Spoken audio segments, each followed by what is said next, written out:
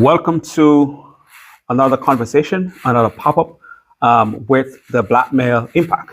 Today I'm here with Mr. Barrett, but for those who are here for the first time, my name is Richard A. Cross, Dr. Richard A. Cross. I'm the founder of the Black Male Impact. But before we get into the conversation today, I will ask Mr. Barrett to share just a little bit about himself before we get into this conversation. But I will say he's a teacher here at the Greenbelt Middle. But go ahead if you want to share some more with the viewers before we get into the conversation today. All right, thank you, Dr. Cross. Let's see. Hello, everybody. My name is Andrew Barrett. I am in my 24th year of teaching. I've taught in Pennsylvania. I've taught in DC. I've taught here in Maryland, where I live. Before that, I worked in corporate America for a large pharmaceutical company, for an insurance company. So I've done other things. I just believe teaching was my calling, and that's where I am now. Man, and one of the things that we have heard recently, that they need more Black males to be in the classroom. And being that you say teaching is your calling, when did you realize that, or you have neglected coming in the classroom before you actually came in? So I was almost 30. So I was 28. I was married. I had my first child. And I was working at a sales company. I sold computer components. And every day I was just thinking, for about a year, I was just, man, I should be a teacher. Believe it or not, I am at least third generation in education, even though my father was an electrical engineer before he got into teaching. Both his parents were teachers. Oh, wow. And so, and there are many educators on my father's side. So I think it's just an innate part of who I am. And I ran from it for many years. And then one day I just ran to it, and it really came to me as soon as I started running towards it. Although I didn't really plan to ask this question, for Black males out there who may be doing the same thing, running from being in the classroom, because I think a lot of people think that teachers don't make a lot of money, and maybe that's one of the reasons. But what about how you feel just being in the classroom, despite what they say about teachers don't make a lot of money? So the old adage, do what you love and you'll never work a day in your life.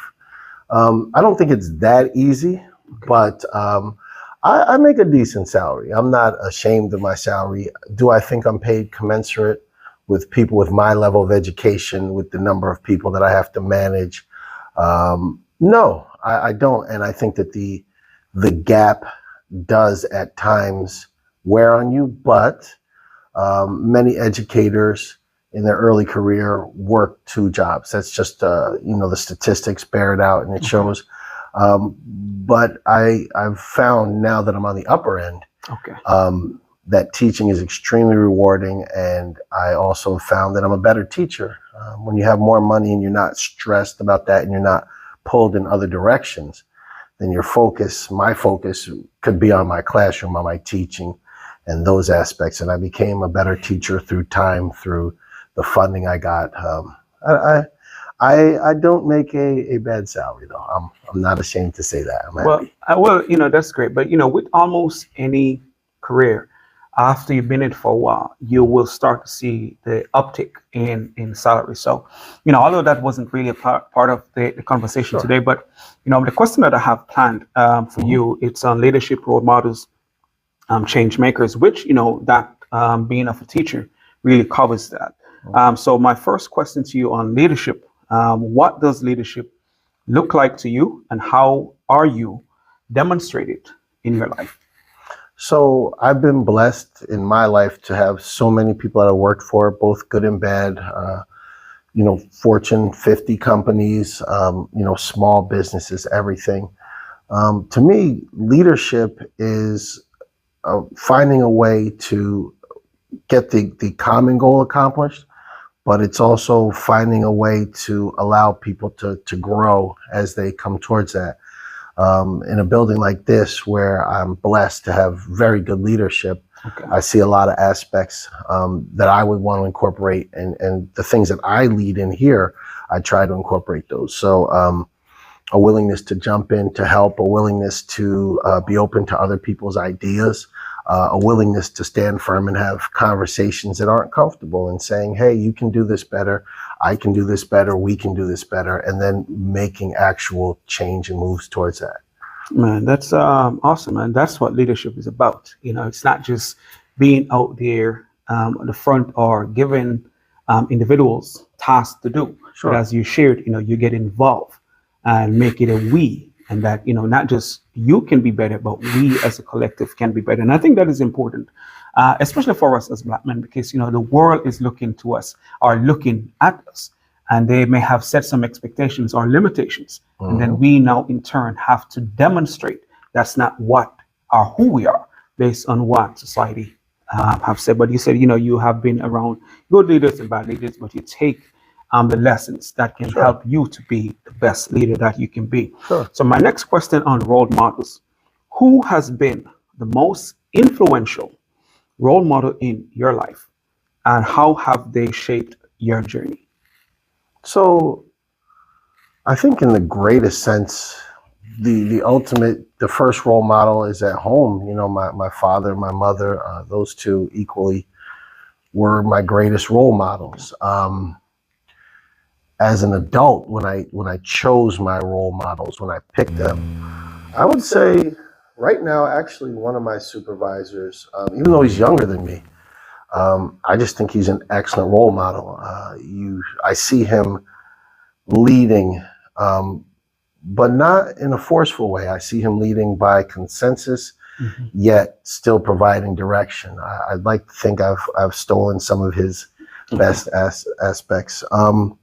And then even with that, my kids, I have 3 children, and I'm often impressed by what my kids do, and it inspires me to do more. My son works with a company that helps kids get to college, first-time kids get to college. And my my middle child, my older daughter, is in med school, and I see her work ethic is through the roof. And my youngest, who she just joined the Navy and said, I want to get tougher. Just her ability to understand people, and her awareness, and her just her social awareness is through the roof. So I think I'm actually inspired by my kids too. Okay. Well, and I really like that response. Not only that you have been influenced positively by your parents, but, as people, we can realize that we can learn and be influenced positively for those who are younger than us. Because sometimes we think we have to get being influenced by people who are older or more experienced. But as you say, your supervisor is much younger, but you also have learned. And I think that's one thing that we have to take in consideration when we are in environments. We sometimes may be older, but we have to be open to those who are demonstrating the qualities that we can even apply to our lives and stuff like that. So I'm really glad that you say that, because sometimes we think, the people that we have to be really influenced by or follow what they're doing are older. But I think, we are learning today that, we can, we have to be open-minded to those who are much younger. So my next question to you on change makers, what do you believe is the greatest change Black men need to create in our communities right now? The greatest change I'd say that we need to make is that we need to hold each other accountable. We need to actually turn away certain gifts and handouts. And we have to learn to not hold hurts. I just remember one time I was in church in Philadelphia, and the former pastor was talking about how, I think it was Bush was giving money to churches. And he's like, that's a great idea, right? And everyone's like, yeah. He's like, no. He's like, it's not a great idea. He's like, because when you take what people give you, not only to become accustomed to it and dependent on it, you also have to, take their wishes and listen to what they say. And that stops people from talking out. So I think that if we're okay with, putting in the work, and not being afraid. I've had so many excellent students over the year who are like, oh, I'm not going to go to college because, it's so expensive. And I'm like, don't be afraid to invest in yourself. And that, for young Black men, I see the fear of investing in themselves in the right way. But I've been blessed. I see a lot of really positive Black men. So, Well, I really appreciate those. Well, you have shared a few things right just now, but the perspective on not relying on handouts, because I do believe sometimes when you take things, you have to sometimes compromise your own values, and go. if you have to compromise your values, you may be, moving away from what you truly believe, just because you want to appease someone who may have given you something. Sure. And the next thing that you said, that we must invest in ourselves. I think as men, as Black men on a whole, that is something that we have to take or should take very seriously. Because the more we invest in ourselves, the more we position ourselves to, achieve and to make an impact. Because if we don't, things are going to be happening. Everybody is going to be progressing. And because education is actually, the greatest equalizer. It doesn't matter how you want to look at it, and if it's not, people are not realizing that even some of the most successful people today, they are enrolled in Harvard. They are enrolled in those great institutions. But that's not what's been covered. They have seen the other parts. Even some of the artists that they may look up to, they are enrolled in some of these institutions to get the degrees, to get the knowledge, so they can be successful. And as Black men, we don't see that as much. And the next thing that you said that I think is really important, we should not hold on to hurt. I think as Black men, we do at times, and it prevents us from even being receptive to the people that want to pour into us. Because we just have this wall, and it suppress that emotion, it suppress all the good things that can come to us, and all the good things that can come from us. So those 3 points, I really think it's important, and because I'm really big on not compromising your values.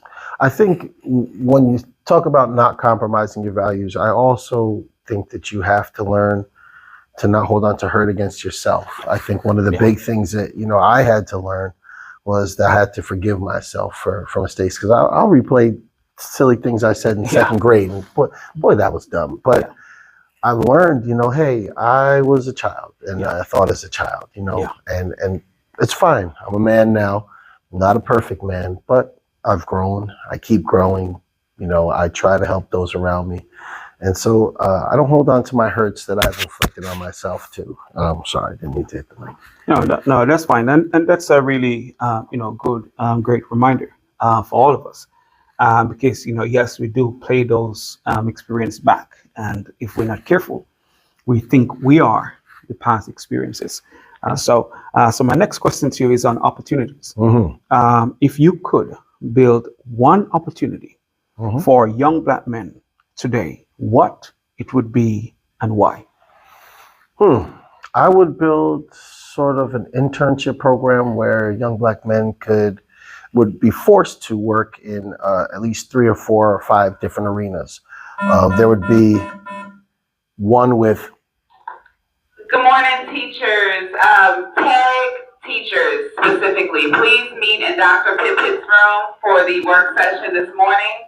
All tag teachers, please meet in Dr. Pippett's room for the work session this morning. Thank you.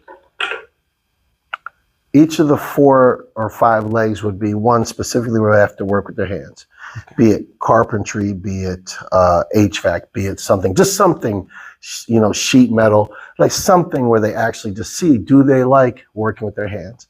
The next would be in a small business. Learn a small business, learn about the finances, learn about the hard work, see how it is to work from 7A to 9P for yourself. Just see how people do that. I would have them work in an academic setting.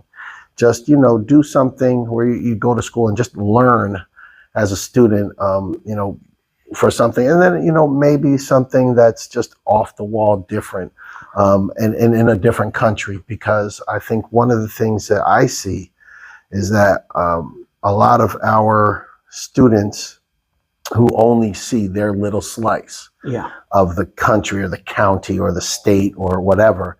They don't get that mind-opening experience, and so they're kind of limited by thinking this is it. And I really do try to tell my own students even now, your competition is the world. This is a global stage we're on. Yeah. So I would give them that piece too.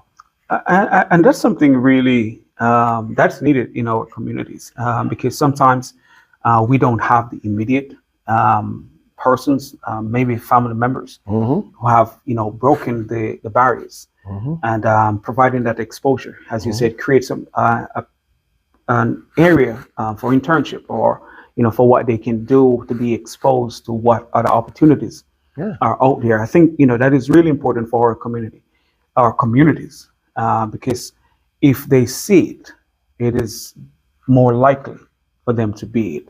So I really appreciate that perspective because it's really needed. Because I do believe our young people, all of us, have the potential to do more than Yes. the ordinary. And sometimes we, as you mentioned before, we limit ourselves, based on what we're exposed to. And we have to get our young people, especially, to think beyond, where they are in life and stuff like that. So my final question to you is on legacy. Mm-hmm. When future generations look back at this time, Mm-hmm. what do you want them to say about how Black men showed up, how you showed up? So I would look and say in the future, I would love them to look and say, Black men showed that we weren't monolithic. Okay. I hate when, they talk about, our Black experience is all the same. No, our Black experience is not all the same. Yes, we have shared trials, shared tribulation, shared joys, shared pride, but we're not all the same. I meet some very conservative, some very liberal, some very in the middle Black men. And I hope that we show that even though we can be united, we can respect our individual, wishes, desires, and leanings. And so what I would hope for my own legacy in the future is that they would say, you know what, I was honest with people and I gave people the freedom to be themselves. Okay. So, yeah, that's how I'd like to be remembered. I think, as I say, being honest and, let people know that we are not the same, that, we have different experiences and the experiences really shaped how we think, how we show up, and even the things that we pursue. Because sometimes our purpose and passion comes from the experience. Once we tap into the experience and we can say, you know what, because of this, I want to make a difference here. But I really like the honesty, because, that's one thing that we must model. Especially if we want to change the narrative, because society has placed, so many labels and limitations and stereotypes on us as Black men. And, honesty is one of the character that's going to really help us to break away from some of those stereotypes and labels. Yeah, I agree. I think, for me, one of the blessings of my life was that both my parents come from Jamaica. Okay. And so you can't hear it in my accent. Nobody, knows. But I've been able to observe America as a Black man. I've been able to observe America as a Jamaican. I've been able to observe America as upper middle class. I've been able to observe America as, pulled out the car and thrown on the hood by cops. And that's all shaped me. Yeah. So, I definitely think that our experiences are so varied and so, much that we must walk in our own truths. Correct. I do agree with that. And if we're going to make a difference, we have to walk in our truth and believe what we say we believe. And that belief, will have to be how we show up. That's just how it is. So, Mr. Barrett, Dr. Cross? it's a pleasure. Definitely. Thank you. Having this conversation today. And for those who are here with us, please share this with your connection. And one of the things that, we all know that we want more Black men in the classroom. And Mr. Barrett has been a great example of what we need to see in the classroom, but other Black men out there who may be thinking about being a teacher, but they are running away from it. But there is great value to be a teacher, not just for self, but for the students that will be served. Yes, it's a blessing to be able to give back, and you get your wins, you see them grow, and come back and they say, hey, thank you. So you get your wins. Thank you.